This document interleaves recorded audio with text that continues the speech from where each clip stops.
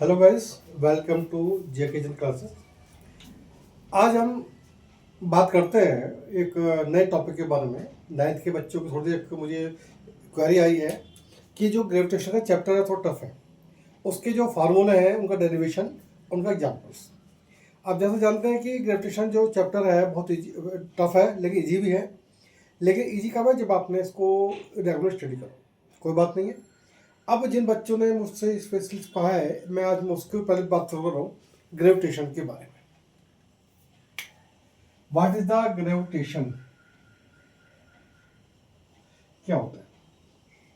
Gravitation एक force होता है जो ऊपर नीचे से ऊपर की ओर लगता है।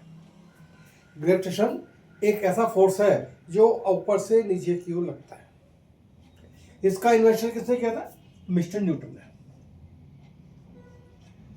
अब हम जानते हैं कि जो न्यूटन है, इन्होंने साइंस को बहुत कुछ दिया है और उसके उनके लिए बहुत ग्रेटफुल है कि उन्होंने कुछ चीज़ें बताई हैं जो आज भी, अब अपने उस टाइम दी थी और आज भी वो वैसी वेरिएबल है।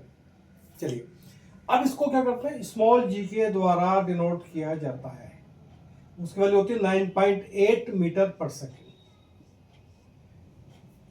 ग्रेविटेशन एक ऐसा फोर्स जो ऊपर से किसी ऑब्जेक्ट को ऊपर से नीचे की ओर अट्रैक्ट करता है। जैसे हम बॉल पर फेंकते हैं, बॉल भले ही कितनी दूर पहुंच जाए लेकिन नीचे ही आती है। क्यों? ग्रेविटेशन फोर्स की वजह से। डे लाइफ एग्जाम्पल क्या है? हमारे घर पे जो वाटर टैंक है, उसमें जब वाटर को स्टोर करते हैं, मोटर चला के, with the help of motor, तो क्या होता है, वो पानी तो भर जाता है लेकिन जब वो एक बार फिर क्या होता है, नीचे की ओर ही आता है। वाई? Due to gravitation. क्या?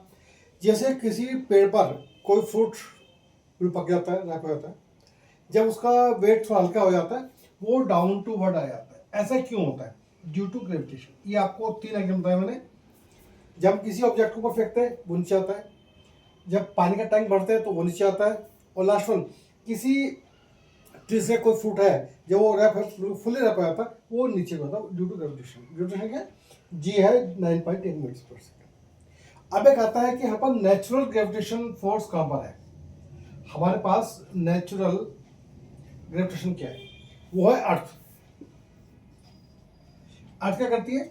हर चीज को अपनी ओर अट्रैक्ट करती है, हर चीज को। अब आपने देखा होगा कि अर्थ जो है बहुत कुछ देती है हमको। ये अर्थ का नेचुरल ग्रेविटेशन है, हर चीज को अपने तरफ अट्रैक्ट करती है। अब एक जो बच्चे ने मुझसे स्पेशली बात कही है, वो कही है क्या, वो बच्चे ने मुझसे पूछा कि थोड़ा डाउट है उसको। एक आता है universal law, universal gravitation law. होता क्या है? ये बहुत ही इंपॉर्टेंट चैप्टर है, बहुत टॉपिक है, इसको थोड़ा बहुत ध्यान से कीजिए, बता रहा हूँ।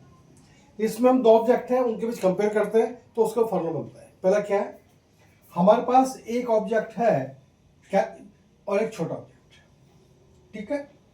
इनका जो सेंटर है, इनसे सेंटर के बीच की डिस्टेंस है वो डी के रूप में डिनोट की जाती है। अब हमने इसको क्या कहा, अर्थ माना है, और इसको माना है, क्या माना है, मून। जो अर्थ का क्या है, मास है, वो है हमारा कैपिटल एम, दिस वन। और जो मून का क्या है, वो माना है हमने स्मॉल एम, ठीक है। डी क्या है, डिस्टेंस विद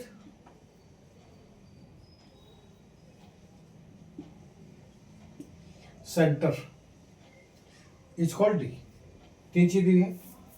हमें एक फार्मूला दिया गया हुआ है, capital F is equal to capital G, capital M, small M upon D square. हमें ये फार्मूला प्रूव करना है। वो कैसे करेंगे, थोड़ा सा ट्रिकी क्वेश्चन है बट हो सके जाएगा। चलिए, अब मैं इस फार्मूला को प्रूव कर रहा हूँ, थोड़ा ध्यान से कीजिए, बहुत प्रैक्टिस कीजिए। इसके सिर्फ पॉइंट फॉलो करने हैं, आपको ज़्यादा इसमें दिमाग नहीं मारना है। क्या करते हैं, अब हमने इस फार्मूला प्रूव कर रहे हैं, थोड़ा सा इसको रब कर देता हूँ। फोर्स का formula F is equal to M into a. हम कह रहे हैं F directly proportional capital M और स्मॉल एम, हम दोनों को दोनों मास को क्या है मल्टीप्लाई करती है। ये इक्वेशन नंबर फर्स्ट बन गई। दूसरी इक्वेशन क्या है, F directly proportional to D square, 1/d²। ये सेकंड इक्वेशन क्यों किया, हाफ कर लिया इसका हमने। अब दोनों इक्वेशन सोल्व करते हैं तो क्या होगा, F directly proportional capital M इधर small M upon D square. Clear. अब जब कोई भी फॉर्मूला करते हैं तो उसमें इक्वल आता है, नो की रेसिप्रोकल। तो क्या हो गया, F is equal to capital G capital M upon small M upon D square. G क्या है, यूनिवर्सल जी का फॉर्म, जी ये एक कांस्टेंट वैल्यू होती है।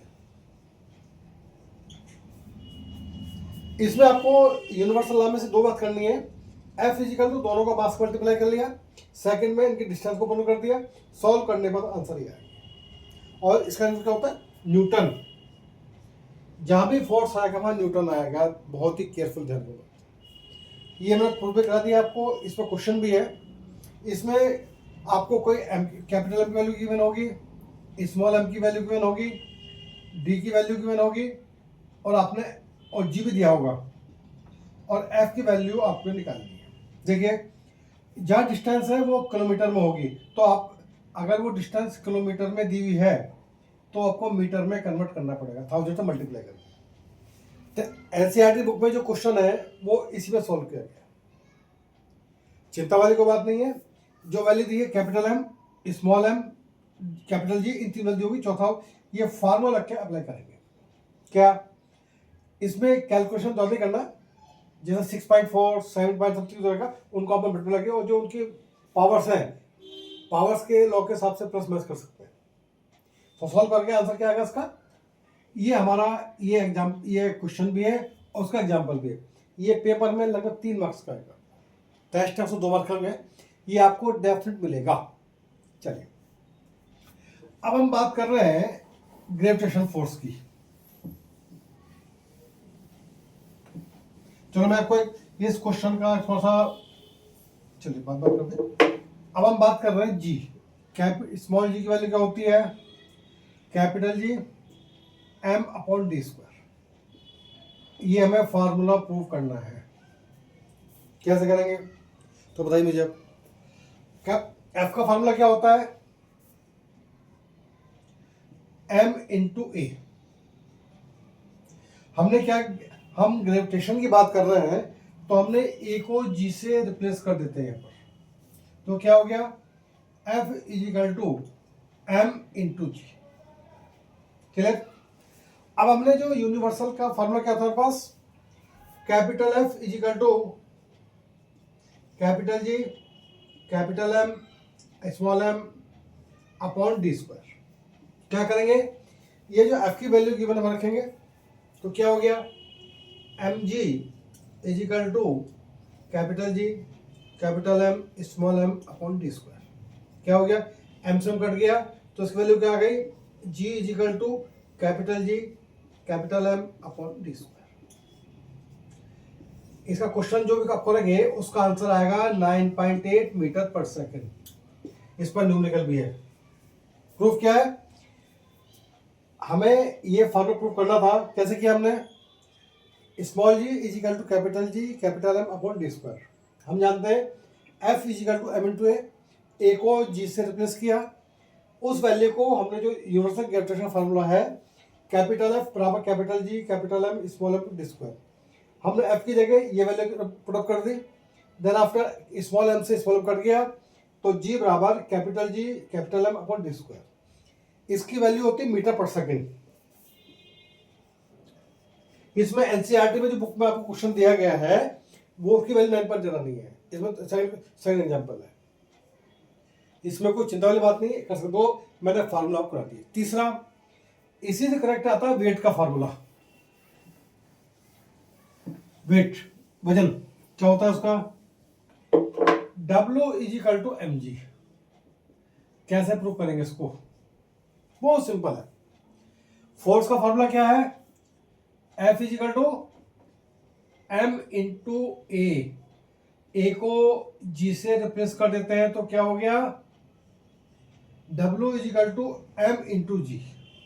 ये वेट का फार्मूला होता है, ये वेट का फार्मूला होता है।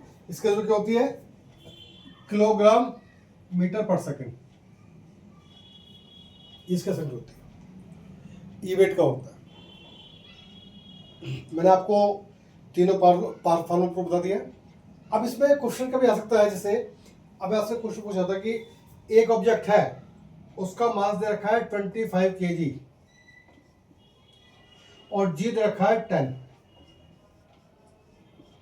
तो वेट का क्या होगा, W is equal to M into G, 25 into 10, तो आ गया 250 किलोग्राम मीटर पर सेकंड। ये वेट का फॉर्मूला होता है, वर्क नहीं है ये this is not work, only क्या है, वेट। ये वेट का फॉर्मूला है, नॉट वर्क। कभी आप ये सब वेट का इस तरह एग्जाम्पल होंगे इसके। 9th वालों के लिए मैंने आज ये स्पेशल 3 फॉलो प्रूफ कर दी। तीनों के जो न्यूमेरिकल है वो कर सकते हैं आप। उसमें क्या है कि जो आपने पहला फॉर्म था आपको, कैपिटल एफ बराबर capital G capital M small upon D square. इसमें सबकी वैल्यू क्यों होगी, आपकी वैल्यू निकालनी है आपने, चिंता वाली की बात नहीं आ जाएगा। लेकिन थोड़ा सा आप कैलकुलेशन बहुत ध्यान से करना पड़ेगा, जो पावर्स का प्लस माइनस का क्वेश्चन बनेगा। दूसरा बताया आपको कैपिटल जी स्मॉल जी बराबर capital G capital M upon D square. इन दो प्रूफ बता दिया आपको, वो इसी प्रकार क्वेश्चन है। और थर्ड फार्मूला हमारा ये रहा। आज मैंने आपको इनके क्वेश्चन बताए हैं और एनसीईआरटी बुक में जो एग्जाम्पल है वो कर लीजिए। जो पेपर में या टेस्ट में उनमें से क्वेश्चन आपसे हर हाल में पूछे जाएंगे, क्योंकि आप जितना प्रैक्टिस करोगे, मैं कहा दिया आपको, जितनी आप प्रैक्टिस कर सकते हो, आपको चिंता वाली